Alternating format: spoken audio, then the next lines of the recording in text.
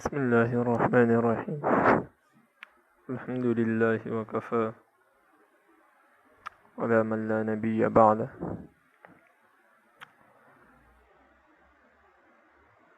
رب اشرح لي صدري ويسر لي أمري واحلل عقدة من لساني يفقه قولي. ربي زدني علما ربي زدني علما ربي زدني علما. سبحانك لا علم لنا إلا ما علمتنا إنك أنت العليم الحكيم.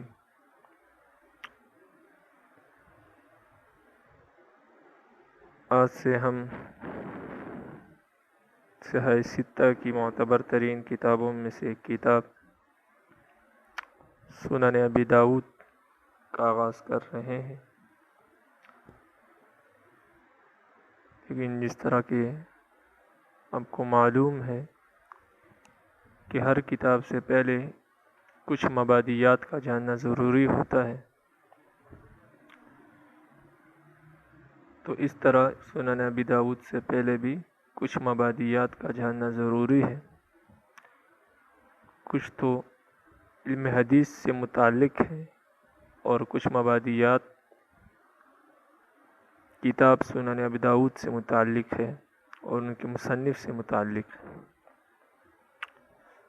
تو جو مبادیات علم حدیث سے متعلق ہے ہم پہلے ان کا آغاز کرتے ہیں. سب سے پہلے کسی بھی علم کو شروع کرنے سے پہلے 3 باتوں کا جاننا ضروری ہوتا ہے: اس علم کی تعریف، اس علم کا موضوع اور اس علم کی غرض و غایت. تعریف کا جاننا اس لیے ضروری ہے کہ کسی عبث اور مجہول چیز کے طلب میں انسان لگ نہ جائے اور اپنے مقصد سے ہٹ نہ جائے. اور موضوع کا جاننا اس لیے ضروری ہے تاکہ اس چیز کے اندر ہی اس کی بحث رہے اور اپنے مقصد کو حاصل کرنے میں آسانی اور سہل ہو. اور غرض و غایت کا جاننا اس لیے ضروری ہے تاکہ معلوم ہو جائے کہ یہ علم میں کس لیے حاصل کر رہا ہوں اور کس مقصد کے لیے حاصل کر رہا ہوں. دوسرے الفاظ میں بالفاظ دیگر اگر یہ کہا جائے کہ غرض سے مراد انسان کی وہ نیت ہوتی ہے جس نیت کے ذریعے سے وہ اس علم کو حاصل کرتا ہے، تو وہ نیت اس کی غرض ہوتی ہے. وہ نیت یہ بتاتی ہے کہ یہ انسان یہ علم کس لیے حاصل کر رہا ہے. اس لیے غرض کا جاننا بھی ضروری ہے تاکہ انسان کو معلوم ہو جائے کہ یہ علم کس مقصد کے لیے حاصل کیا جا رہا ہے اور کس مقصد کے لیے حاصل کیا جائے، تاکہ اس کو اس کا بھرپور فائدہ ہو. ایسا نہ ہو کہ وہ فائدے کے بجائے نقصان اٹھا لے. تو سب سے پہلے علم کی تعریف ہے. علم حدیث کی تعریف هو علم يعرف به اقوال النبی صلی اللہ علیہ وسلم وافعاله واحواله. علم حدیث ایسا علم ہے جس کے ذریعے آپ صلی اللہ علیہ وسلم کے اقوال اور افعال اور احوال کا علم ہوتا ہے. یہ علم حدیث کی تعریف ہے. اور حدیث کی تعریف هو علم يشتمل على اقوال النبی صلی اللہ علیہ وسلم وافعاله وتقریرہ. حدیث ایسا علم ہے جو مشتمل ہے آپ صلی اللہ علیہ وسلم کے اقوال، آپ کے افعال اور آپ کی تقریر پر. افعال تو آپ کو معلوم ہوں گے، آپ صلی اللہ علیہ وسلم کی زبان سے جو نکلے وہ آپ صلی اللہ علیہ وسلم کے اقوال ہیں، اور افعال جو آپ صلی اللہ علیہ وسلم کے جسم اور اعضاء اور جوارح سے صادر ہوں وہ افعال کہلاتے ہیں. اور جو تقریر ہے وہ اس کو کہتے ہیں کہ آپ صلی اللہ علیہ وسلم کے سامنے کسی صحابی نے کوئی عمل کیا اور آپ صلی اللہ علیہ وسلم نے اس عمل کو دیکھا، یا کوئی بات کہی اور آپ صلی اللہ علیہ وسلم نے سنی اور آپ صلی اللہ علیہ وسلم نے اس پر نکیر نہیں فرمائی، منع نہیں فرمایا، خاموشی اختیار کی، تو آپ صلی اللہ علیہ وسلم کی خاموشی اس بات کی دلیل ہے کہ یہ بات ٹھیک ہے اور درست ہے، تو اس کو تقریر کہا جاتا ہے اور یہ بھی حدیث کا حصہ ہے۔ تو اس طریقے سے وہ کام بھی جائز ہو جاتا ہے اور احادیث کا حصہ ہو جاتا ہے، کیونکہ آپ صلی اللہ علیہ وسلم کی ذمہ داری ہے کہ آپ معاشرے سے اور دنیا سے برائی کو ختم کرے اور نیکی کا اجرا کرے۔ تو ایسا ممکن نہیں کہ آپ صلی اللہ علیہ وسلم کے سامنے کوئی منکر کام کیا جائے اور آپ صلی اللہ علیہ وسلم خاموش رہ جائے۔ تو جب آپ صلی اللہ علیہ وسلم خاموش رہ جائے کسی کام پر، تو اس بات کی دلیل ہے کہ وہ کام منکر نہیں بلکہ درست ہے، نیک ہے، یا جائز ہے، مباح ہے، ان میں سے کسی قسم میں بھی وہ داخل ہے، لیکن منکر میں نہیں، گناہ کا کام نہیں۔ اس کے بعد حدیث کا موضوع ذات رسول اللہ صلی اللہ علیہ وسلم باعتبار الرسالہ، رسول ہونے کے اعتبار سے آپ صلی اللہ علیہ وسلم کی ذات علم حدیث کا موضوع ہے، کیونکہ اس علم میں آپ صلی اللہ علیہ وسلم ہی کی ذات سے بحث کی جاتی ہے، لیکن رسالت کے اعتبار سے مراد یہ کہ آپ صلی اللہ علیہ وسلم کے اقوال سے، آپ صلی اللہ علیہ وسلم کے افعال سے اور آپ صلی اللہ علیہ وسلم کی تقریرات وغیرہ سے بحث کی جاتی ہے۔ اس اعتبار سے نہیں کہ آپ کے ذات سے بحث کی جاتی ہے، وگرنہ آپ کی ذات اور آپ کا بدن جو ہے وہ علم طب کا موضوع ہے، کیونکہ آپ صلی اللہ علیہ وسلم انسان ہیں اور آپ کا بدن اور انسان کا بدن جو ہوتا ہے علم طب کا موضوع ہوتا ہے۔ لیکن رسالت کے اعتبار سے آپ صلی اللہ علیہ وسلم کی جو ذات ہے کہ آپ صلی اللہ علیہ وسلم رسول ہے، اس لیے آپ صلی اللہ علیہ وسلم کے زبان سے اور افعال سے اور تقریرات سے جو چیزیں ثابت ہوں گی ان سے بحث کیا جائے گا، تو وہ حدیث کا موضوع کہلائے گی۔ تو اس اعتبار سے، رسالت کے اعتبار سے آپ صلی اللہ علیہ وسلم کی ذات علم حدیث کا موضوع ہے۔ اور علم حدیث کی غرض و غایت، تو سب سے بڑی غرض تو ہر دینی علم کی یہی ہے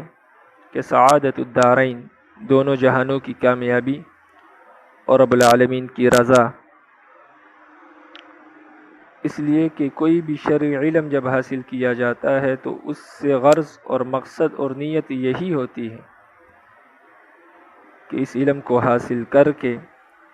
اور اس علم کے اوامر کا امتثال کر کے اور نواہی سے بچ کر رب العالمین کی رضا اور خوشنودی حاصل کی جائے، اور اس رضا کے ذریعے دونوں جہانوں کی کامیابی حاصل ہو جائے۔ یہ ہر شرعی اور دینی علم کی غرض و غایت ہوتی ہے کہ رب العالمین کی رضا حاصل ہو جائے، اور وہ اس طرح کہ اس علم میں جو میں پڑھوں گا میں اس پر عمل کروں گا اور اس کے مطابق زندگی گزار کر رب العالمین کی رضا حاصل کر کے اور مخلوق کی خدمت کر کے رب العالمین کو راضی کر کے دونوں جہانوں میں کامیاب ہو جاؤں۔ یہ ہے سعادت الدارین۔ دوسری غرض جو خاص علم حدیث سے متعلق ہے وہ یہ کہ حدیث کا علم پڑھنے سے غرض یہ ہوتی ہے کہ آپ صلی اللہ علیہ وسلم نے محدثین کے لیے یا حدیث پڑھنے پڑھانے والوں کے لیے جو دعائیں مانگی ہے اور جن دعاؤں میں ان کو شامل کیا ہے، ان دعاؤں کا مصداق ہم بن جائے اور ان میں سے کچھ حصہ ہمیں بھی مل جائے۔ جیسے عبداللہ بن مسعود رضی اللہ تعالیٰ عنہ کی روایت ہے کہ نبی اکرم صلی اللہ علیہ وسلم نے فرمایا نظر اللہ امرأن سمع مقالتی فوعاها وأداها، رب العالمین اس شخص کو تر و تازہ رکھے جس نے میری بات سنی، اس کو محفوظ کیا اور آگے لوگوں تک پہنچا دیا۔ الی آخرہ، رواہ الترمذی و ابو داود۔ اسی طرح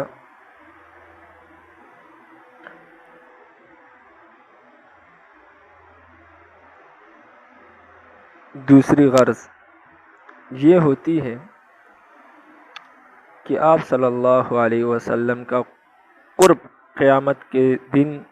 اور جنت میں آپ صلی اللہ علیہ وسلم کا پڑوس مل جائے، اس لیے کہ آپ صلی اللہ علیہ وسلم نے فرمایا ان اول الناس بی یوم القیامت اکثرهم علی صلاۃ، لوگوں میں سے قیامت کے دن میرے قریب وہ شخص ہوگا جو مجھ پر سب سے زیادہ درود پڑھتا ہو، رواہ الترمذی۔ تو چونکہ جب ہم حدیث پڑھیں گے آپ صلی اللہ علیہ وسلم کا اس میں گرامی بار بار ہمارے کانوں سے ٹکرائے گا اور ہم آپ صلی اللہ علیہ وسلم پر درود پڑھیں گے، تو جتنا زیادہ درود پڑھیں گے اتنا ہی آپ صلی اللہ علیہ وسلم سے قرب نصیب ہوگا۔ اور خاص طور پر اس طرح حدیث میں وارد ہوا ہے کہ کل قیامت کے دن رب العالمین آپ صلی اللہ علیہ وسلم کا قرب نصیب ہوگا اس شخص کو جو سب سے زیادہ درود پڑھنے والا ہوگا۔ چوتھی غرض حدیث پڑھنے سے یہ ہے کہ سرکار دو جہاں محمد رسول اللہ صلی اللہ علیہ وسلم کا کلمہ جس نے بھی پڑھا ہے آپ صلی اللہ علیہ وسلم اس کے محبوب ہیں، ہر امتی کے محبوب ہے، اور محب کو یہ بات پسند ہوتی ہے کہ وہ محبوب کی ہر بات کو جانے اور اس کو سمجھے اور اس کو سنے۔ تو اس لیے ہم حدیث پڑھتے ہیں تاکہ آپ صلی اللہ علیہ وسلم ہمارے محبوب ہیں اور ہم آپ صلی اللہ علیہ وسلم کی باتوں کو، اقوال کو، افعال کو سنتے ہیں اور اس سے محظوظ ہوتے ہیں اور اس پر عمل کرنے کی کوشش کرتے ہیں۔ اور پانچویں غرض علم حدیث کے پڑھنے سے یہ ہے کہ معرفت کیفیت الاقتداء بالنبی صلی اللہ علیہ وسلم، حدیث کے پڑھنے سے ہماری غرض یہ ہوتی ہے کہ ہم آپ صلی اللہ علیہ وسلم کی اقتداء کرنے کے طریقے کو معلوم کریں کہ آپ صلی اللہ علیہ وسلم کی اقتداء کس طرح کی جائے، اور یہ حدیث کے ماں سوا کوئی چیز ایسی نہیں جو ہمیں بتا سکے۔ اس لیے علم حدیث کا پڑھنا ضروری ہے تاکہ معلوم ہو جائے کہ آپ صلی اللہ علیہ وسلم کی اقتداء کس طریقے سے کی جائے۔ تو یہ غرض و غایت ہے علم حدیث کی۔ اس کے بعد آپ لکھے تدوین حدیث۔ حدیث کو کب مدون کیا گیا، کب کتابی شکل میں لایا گیا؟ کیونکہ آپ صلی اللہ علیہ وسلم کے دور میں آپ صلی اللہ علیہ وسلم حدیث پڑھتے اور صحابہ سنتے، اس کو یاد کرتے، اور بعض صحابہ اپنی ڈائریوں میں، اپنی مخصوص کتابوں میں اپنے ساتھ اس کو لکھتے، لیکن کسی ترتیب اور ابواب کے ذریعے سے نہیں، بلکہ جس طرح سنتے اسی طرح حدیث لکھتے۔ آج وضو سے متعلق حدیث سنی تو وہ لکھ لی، کل نماز کے موضوع سے متعلق حدیث سنی وہ لکھ لی، پرسوں حج سے متعلق سنی وہ لکھ لی۔ تو بغیر کسی ترتیب کے صحابہ حدیث کو اپنی ڈائریوں میں اور اپنی کتابوں میں یا چمڑوں پر یا پتھروں پر لکھتے تھے، لیکن باقاعدہ جس طرح آج ہمارے سامنے احادیث کی کتابیں موجود ہیں، اس ترتیب سے اور اس طرح کتابی شکل میں ابواب اور کتابوں کے ذریعے حدیث کو وجود میں کب لایا گیا اور کب مدون کیا گیا، تو یہ آپ صلی اللہ علیہ وسلم کے زمانے کے بہت بعد ہوا۔ تو تدوین حدیث کی ابتدا اس طرح ہوئی کہ صحابہ اکرام رضوان اللہ تعالی علیہم اجمعین اور کبار التابعین کے یہاں تو تدوین اور ترتیب کا سلسلہ نہیں تھا، ان کے یہاں تو علوم نبویہ سینوں میں محفوظ تھے، تصنیف اور تالیف کا ان کے یہاں دستور نہیں تھا، اس لیے کہ عربوں کے حافظے بڑے قوی ہوتے تھے، ان کو لکھنے کی ضرورت ہی نہیں تھی۔ اس وقت عام طور سے احادیث صحابہ اکرام اور تابعین کے سینوں میں محفوظ تھی۔ صحابہ اکرام اور تابعین جب دنیا سے رخصت ہونے لگے اور قریب تھا کہ دنیا صحابہ کے متبرک نفوذ سے خالی ہو جائے، اس لیے کہ حضور صلی اللہ علیہ وسلم کی وصال کو تقریباً 100 برس ہو رہے تھے، تو 99 ہجری میں حضرت عمر بن عبدالعزیز رحمۃ اللہ تعالی علیہ نے حدیث کی تدوین کا بیڑا اٹھایا، اور جو اس وقت کے مشہور اور معروف اور بڑے محدثین تھے ان کی طرف خطوط بھیجے اور ان سے یہ مطالبہ کیا کہ مجھے یہ ڈر ہے کہ صحابہ اکرام رضوان اللہ تعالی علیہم اجمعین دنیا سے ایک ایک کر کے رخصت ہو رہے ہیں، تو کہیں ایسا نہ ہو کہ صحابہ کے ساتھ آپ صلی اللہ علیہ وسلم کا یہ مبارک علم بھی ہم اپنی ہاتھوں سے کھو دیں۔ تو اس لیے انہوں نے کبار محدثین کی طرف خطوط لکھے کہ وہ احادیث کو جمع کرے اور اس مجموعے کو میرے پاس بھیج دیں تاکہ اس کی ترتیب اور تبویب کی جائے۔ تو عمر بن عبدالعزیز جب خلیفہ ہوئے تو انہوں نے اس اندیشے سے کہ ایسا نہ ہو کہ ان متبرک ہستیوں کے ساتھ یہ علوم بھی جو ان کے سینوں میں محفوظ ہے ان کے ساتھ قبروں میں چلے جائے، اس لیے انہوں نے 99 ہجری میں اپنے زیر اثر جو ممالک کے علماء تھے اور حفاظ حدیث کے نام تھے ان کو یہ پیغامات بھیجے کہ حضور صلی اللہ علیہ وسلم کی حدیث کو جمع کیا جائے۔ چنانچہ حافظ ابو نعیم اصفہانی تاریخ اصفہان میں لکھتے ہیں کہ کتب عمر بن عبدالعزیز الی الآفاق انظروا حدیث رسول اللہ صلی اللہ علیہ وسلم فاجمعوه۔ عمر بن عبدالعزیز رحمہ اللہ نے مختلف اپنے سلطنت کے مختلف کناروں میں یہ خط لکھ کر بھیجا کہ آپ صلی اللہ علیہ وسلم کی حدیث کو دیکھو اور اس کو جمع کرو، اور بعض روایت سے معلوم ہوتا ہے کہ انہوں نے خاص طور سے قاضی ابو بکر بن حزم کو جو آپ کی طرف سے مدینہ منورہ کے قاضی اور امیر تھے یہ فرمان لکھا، جیسا کہ موطا امام محمد میں امام محمد نے اپنی سند سے نقل کیا ہے، اور امام بخاری نے صحیح بخاری میں باب کیف یقبض العلم کے ذیل میں تعلیقاً ذکر فرمایا ہے۔ کتب عمر بن عبدالعزیز الی ابی بکر بن حزم انظر ما کان من حدیث رسول اللہ صلی اللہ علیہ وسلم فاکتبہ لی فانی خفت دروس العلم وذہاب العلماء۔ ابو بکر بن حزم کی طرف آپ نے لکھا کہ آپ صلی اللہ علیہ وسلم کی جو بھی حدیث ہے اس کو دیکھو، اس کو پرکھو اور لکھ لو میرے لیے اور میرے پاس بھیجو، اس لیے کہ مجھے یہ خوف اور ڈر ہے کہیں علم علماء کے اٹھ جانے کی وجہ سے ہمارے ہاتھوں سے نکل نہ جائے۔ اللہ اکبر۔ تو چنانچہ خلیفہ عادل عمر بن عبدالعزیز کی تحریک پر اس وقت کے حضرات محدثین نے احادیث کو جمع کیا۔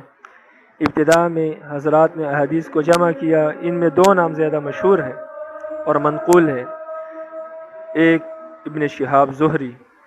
جن کا پورا نام محمد بن مسلم بن عبید اللہ بن عبداللہ بن شہاب الزہری ہے، اور یہ امام ابو حنیفہ رحمہ اللہ کے استاد ہیں۔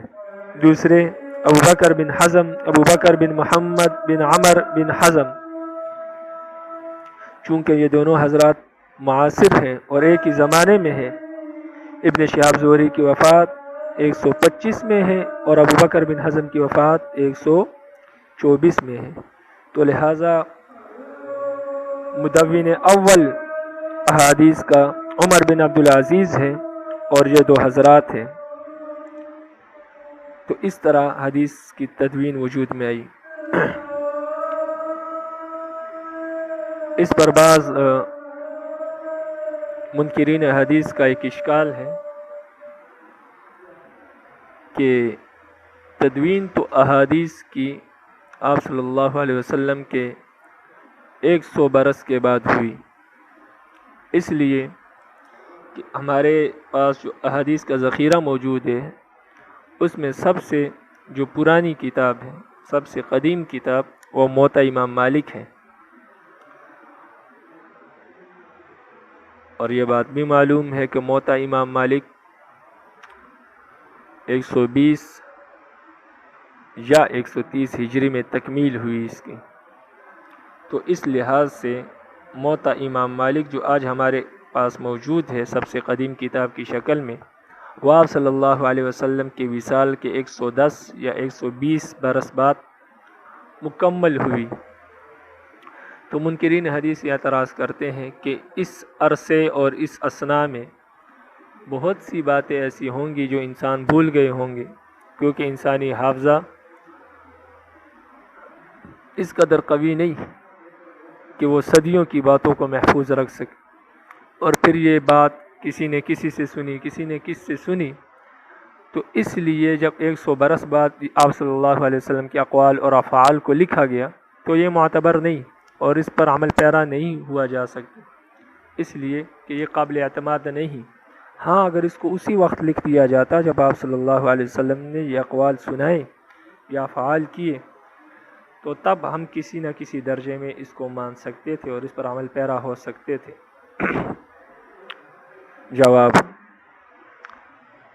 جواب یہ ہے، السلام علیکم، جواب یہ ہے کہ ایک ہے تدوین حدیث اور ایک ہے کتابت حدیث۔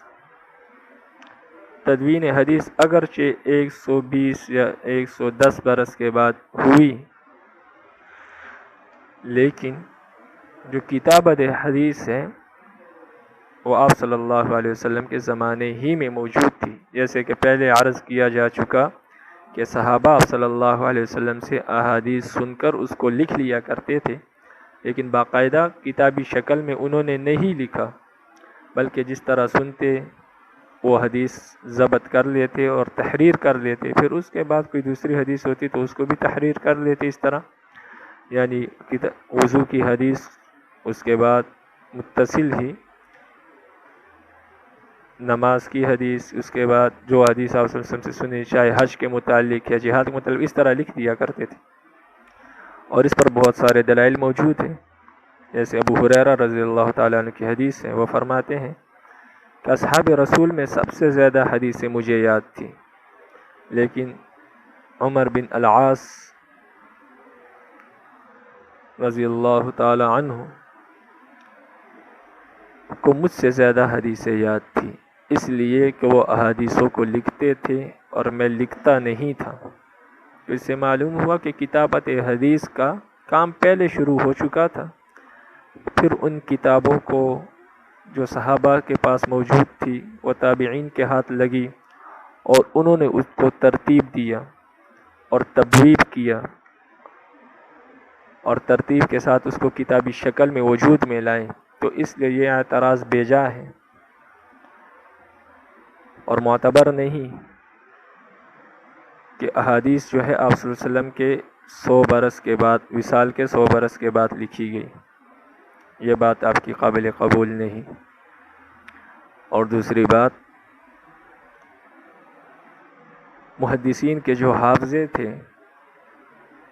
اور جو ان کی محنت اور کاوش تھی وہ اس طرح نہیں تھی جس طرح آج ہمیں اپنے دور میں نظر آ رہے ہیں کہ ہمارے حافظے اس قدر کمزور ہے کہ 2 دن پہلے گزری ہوئی بات بھی ہمیں معلوم نہیں، لیکن وہ محدثین ایسے تھے کہ برسوں کی باتیں ان کو یاد ہوتی تھی، اور پھر احادیث جس کی اہمیت ان کے دل میں اور رگ رگ میں تھی، اس کے ایک ایک حرف کو یاد کرنے کی وہ دن اور رات کوشش کرتے، تو وہ کس طرح سے بھول سکتی تھی۔ ابن شہاب زہری کا نام آپ نے سنا، جو مدونین اولین میں سے ہیں، وہ بازار نہیں جایا کرتے تھے، اس لیے کہ اگر وہ بازار جاتے تو وہ خود فرماتے ہیں کہ وہاں پر جو شخص کیل ٹھوک رہا ہوتا تھا تو اس کیل کی آواز بھی السلام علیکم میرے کانوں میں محفوظ ہو جاتی۔ اگر بازار میں کوئی سودے کا لین دین کر رہا ہے تو ان کا لین دین اور ان کی باتیں بھی میرے ذہن میں محفوظ ہو جاتی، تو اس سے اندازہ لگایا جا سکتا ہے کہ جن باتوں کی طرف ان کی توجہ نہیں ہوتی تھی وہ بھی ان کے ذہن میں محفوظ ہو جاتی تھی۔ تو جس چیز کی اہمیت ان کے رگ رگ میں بسی ہوئی تھی اور جس چیز کو یاد کرنے کی وہ کوشش کرتے تھے وہ ان سے کیسے بھول سکتی تھی۔ بہرحال یہ منکرین حدیث کے اعتراض اور اس کا جواب تھا۔ اگر اس کی مفصل بحث کسی نے دیکھنی ہو تو مفتی تقی عثمانی مد ظلہ العالی کی تصنیف درس ترمذی کی پہلی جلد میں دیکھ سکتے ہیں، وہاں پر آپ کو مفصل بحث مل جائے گی تدوین حدیث کے عنوان کے تحت، منکرین حدیث کے شبہات اور اشکالات اور ان کے جوابات، اور مکمل آپ کو اس کی بحث مل جائے گی۔ کسی کو ذوق و شوق ہو تو وہاں پر دیکھ لیں۔